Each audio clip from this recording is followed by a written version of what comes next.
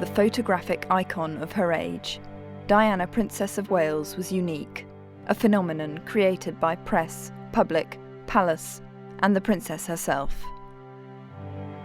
One woman's work tells the story of an extraordinary life lived in the spotlight. Jane Fincher photographed Diana for 17 years. You feel like you know every inch of her. I mean, I've stood and stared at her ears and her fingers and her feet and her ankles for so many hours. She was such a good actress and played out the role in front of the camera so much that you felt you knew all of it, but in fact you didn't. The relationship between Diana and the photographers ended in disaster. I've always thought to myself, maybe one day someone's going to get hurt, someone's going to get injured or knocked over, or something's going to happen, but I always thought it would be a photographer. I'd never ever imagined it to be her.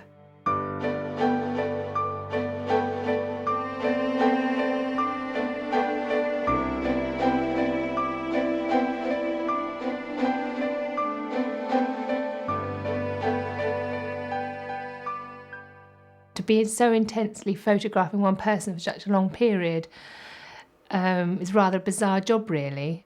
It was 7 days a week, 24 hours a day, and it ruled your life. It's a bit of an obsession, really, I suppose. I mean, you always had like a groupie.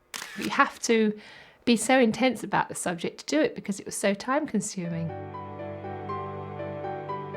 Every public appearance by Diana, Princess of Wales, was captured for posterity. Over the years, press and the princess developed a close and informal relationship. Diana instinctively knew the power of the media.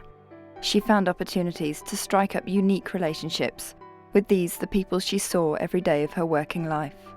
People say there was such a terrible relationship between her and photographers, and it's not true. The regular people that she worked with well over the years, there was great respect, and we really did like her, and we had a lot of fun with her.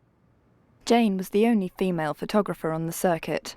Behind the scenes and on camera, she developed a particular rapport with Diana.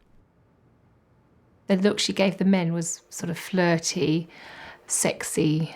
With me, I think it was more of a natural, more female-to-female look.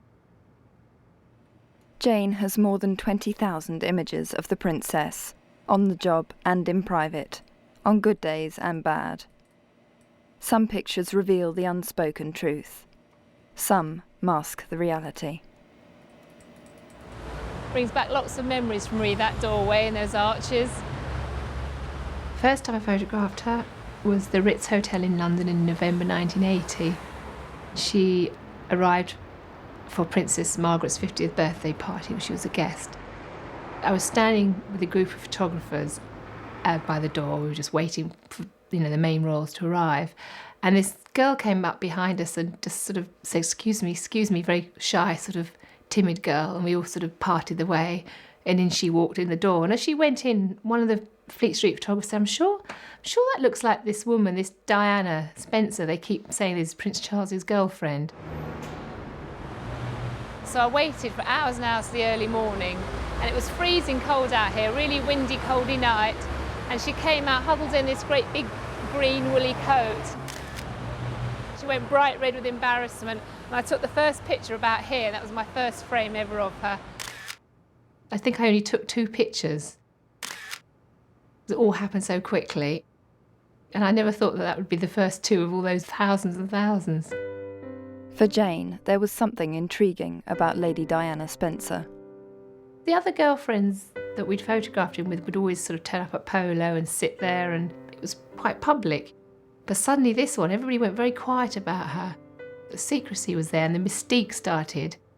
So everybody instantly thought, well, if there's all this hush-hush about her, no one will make comment, it must be the one. It became a big news story, and everybody was camping down by her flat at Cohen Court trying to get pictures of her. She was everything the photographers liked. She looked so good, and she was young and pretty from the right background, and sort of all the bits fitted into the puzzle. The media laid siege to Diana's apartment in West London. I used to come up really early every morning along here and got to know the area very well, so I was always here at the crack of dawn. Well, we used to just sort of stand on the pavement here and stare up at those windows in the hope of a glimpse from her or a photograph, or if she was going to wind the window up and lean out or something, but she never did.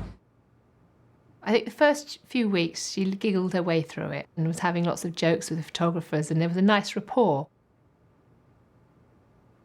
After a couple of weeks, I think we all got a bit tired of it, and I think the pressure was building up behind the scenes too, and I think she started to get fed up with it. And the famous Diana head down started. How well are you coping with all the press attention? Well, as you can see, you can tell. Are you bearing up with it quite well, though? Because it must be quite a strain with all of us after you. Well, it is, naturally. If it was today and I had to go up and stand outside somebody's flat and chase them around London, I wouldn't do it. Technically, you could say, yes, it was paparazzi, but I think it wasn't paparazzi in the same way you look at it now. Everybody was well behaved, and it was just a completely different era of photographers. 19-year-old Diana worked as a nanny and nursery school assistant. Photographers followed her to work every day. To keep them at bay, Diana learnt to strike deals over pictures. She was taking a child for a walk in Eaton Square, a little boy she used to look after, and she came out and there was quite a few photographers there. So she came to a very quick deal with us. Said, I'll go for a walk, you lot wait here. And when I get back, if you don't follow me and pester me, I'll put my head up and you can take some nice pictures. And that's exactly what happened, and the deal worked. Such arrangements didn't always work so well. Diana surprised photographers by agreeing to pose for them at the kindergarten where she worked. Much to Jane's regret, she wasn't there that day, but a rival was. Halfway through doing the picture, the sun came out, believe it or not, and it just showed us that, of course, she was wearing no petticoat, and of course saw these fantastic legs, and it made the picture. On her first official outing, 2 weeks after the engagement was announced, Diana made the mistake again of bearing a bit too much flesh. Her slip-up was front-page news. I think that both of those occasions taught her really quite hard lessons, and ones that she never really forgot. To be really careful about what you're wearing in front of the camera. Newly engaged and still only 19, Lady Diana Spencer was just getting used to being the focus of attention. At 23, Jane Fincher was also getting to grips with her role on the other side of the camera. She'd started working for her father, a well-known photographer who ran his own picture agency. It was a new beginning for the Royals in more ways than one. The photographs were becoming human, and when she got down and kissed small children and touched their hands, it was a different sort of... and everybody said, did you get that? It was something come to life with the pictures.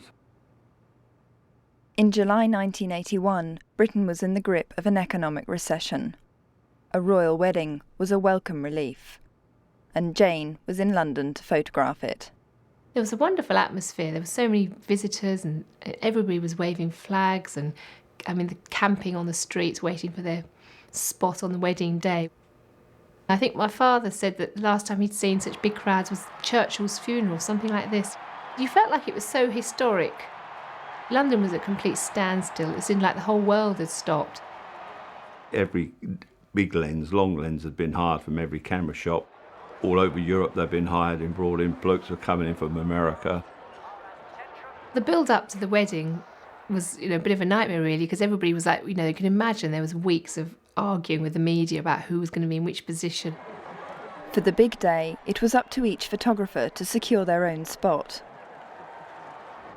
Jane negotiated with the city authorities for a position outside St Paul's Cathedral.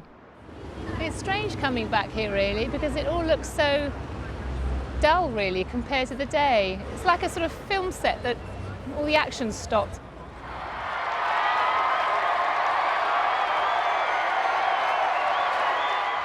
When that moment they came out on the top of the steps, there seemed so much promise for the future.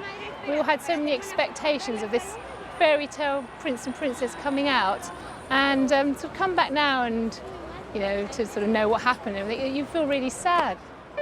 But the royal wedding was the stuff of fairy tales, and Jane found it very easy to provide the pictures to tell the story.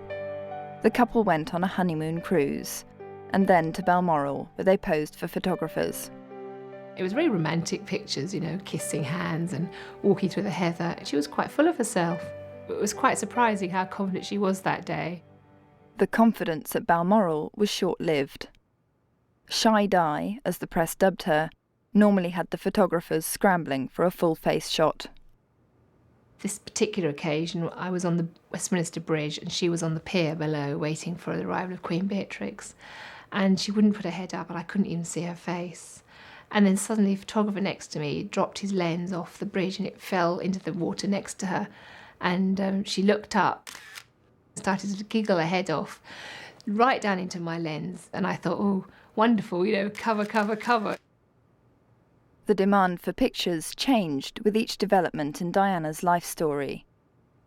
When the announcement came that she was pregnant, the next shot everybody wanted was of the princess in maternity wear. Diana obliged.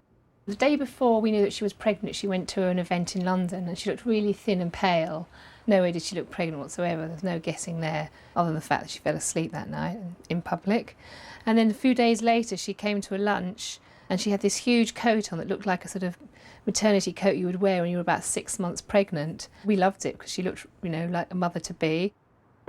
Diana enjoyed projecting the image of expectant mother. Previous generations of royal ladies had retired from public life during their pregnancies, not Diana. It just fueled everything. Everything was getting more and more exciting, more and more interest, more and more demand. After the intense build-up to the royal birth, the most important shot of all was the one Jane missed. The royal couple with their new baby and heir to the throne. Another photographer who worked for Jane's father was there instead. It makes me feel a bit sick still when I see this and I can't really believe that I never actually got back to take a picture myself. It was a very historic picture and I think the worst thing I ever missed, really. Don't talk to me about that day because I was thinking of hiring a helicopter for me to get her there in time. The minute that it was on the radio that she'd gone into hospital, everybody rushed down to the Lindo wing and grabbed a spot. The news came the baby had been born and then it sort of went into sort of a lull because we all expected that she would probably stay in for days. And I swapped shift with someone else that worked with us and off I went home. Driving home, I turned the radio on. It said, oh, the Prince and Princess of Wales are about to leave the Lindo wing with their new baby. And I just sort of froze and thought, oh, God, I felt sick. And I turned the car around and tried to get back there. I wasn't that far away, but the traffic was bad.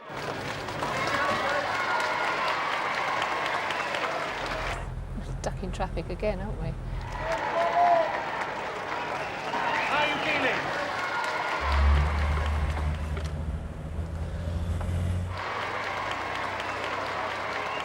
As I drove round, there was all my colleagues and all my competitors walking away from the scene, winding their films back, looking all chuffed and smug that they'd got all these wonderful pictures. And my heart just sunk, I was so upset, I just got out of the car and burst into tears. Well, years later, we were talking about the day she came out of hospital with William and she was telling me it was very daunting, coming out. She was still feeling really grotty and all the photographers looking at her and how awful she felt. I said I got there and I missed the picture and I was crying in the street. And she said, you weren't the only one crying because I got in the car and as I drove around the corner I was crying too because it was all too much. And so, there we were. We both cried that day.